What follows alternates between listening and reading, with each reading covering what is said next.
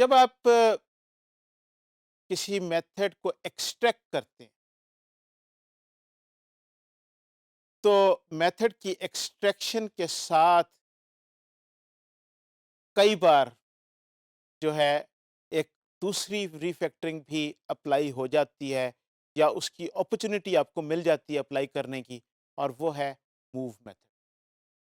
یہ کیا ہوتا کیا ہے، یہ کیوں ہوتا ہے اور کس طریقے سے ہوتا ہے؟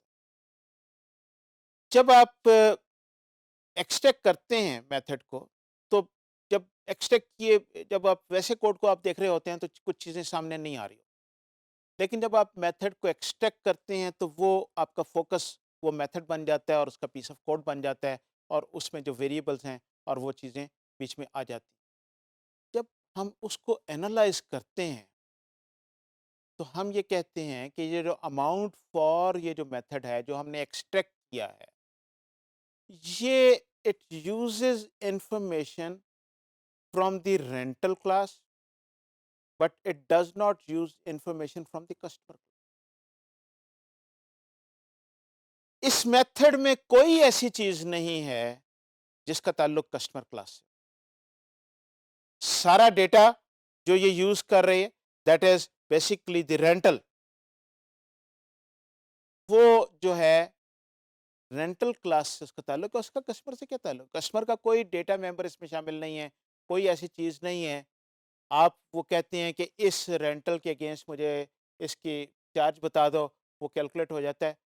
تو دین دی کوشچن از کہ ایسا میتھڈ جس میں کوئی ایسی انفارمیشن یوز نہیں ہو رہی جو کہ اس کلاس سے بلونگ کر رہی ہو، جس کلاس میں یہ میتھڈ پڑا ہے، تو کیا یہ اس کلاس کا حصہ ہونا چاہیے کہ نہیں ہونا چاہیے؟ اگر آپ اس کو یاد کریں، دیکھیں، تو یہ this make it non cohesive. Cohesion کا کیا مطلب ہے؟ کلاس میں ہر وہ چیز، صرف وہ چیز ہونی چاہیے جس کا تعلق اس کلاس سے ہے۔ اب آپ ڈیٹا تو کہیں اور سے پکڑ رہے ہیں، پروسیس اسے آپ یہاں پر کر رہے ہیں۔ تو یہ اس کلاس سے، یعنی کہ اس کا زیادہ تر ڈیٹا، ایک جو ہمارا جو ہیورسٹک ہے وہ یہ کہتا ہے کہ جس کلاس میں میتھڈ ہو اس کا زیادہ تر ڈیٹا جو پروسیس ہو رہا ہے وہ اس کا اس کلاس سے تعلق ہونا چاہیے۔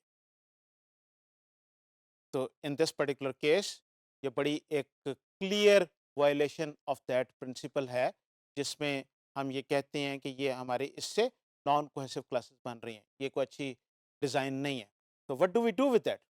سمپل ہے کہ بھئی جس کا ڈیٹا ہے اسے کہو کہ تم پروسیس کرو۔ تو what we do is we move this method from the customer class to the rental class، کیونکہ یہ ڈیٹا جو ہے جو پروسیس ہو رہا ہے وہ رینٹل کا پروسیس۔ تو ہم نے موو میتھڈ کو ہم نے یوز کریں گے، and method should be located close to the data they operate. تو ہم اس طریقے سے ہم نے اس کو گیٹ چارج کا جو اور یہ اس کو ادھر جو موو کیا، اور اس کا نام جو ہے وہ ہم ونس اگین ذرا تھوڑا سا آپ جب موو کریں گے تو پھر to make it more meaningful, تو ہم وہاں پر رینٹل میں ہم گیٹ چارج کا ایک میتھڈ یوز کریں گے۔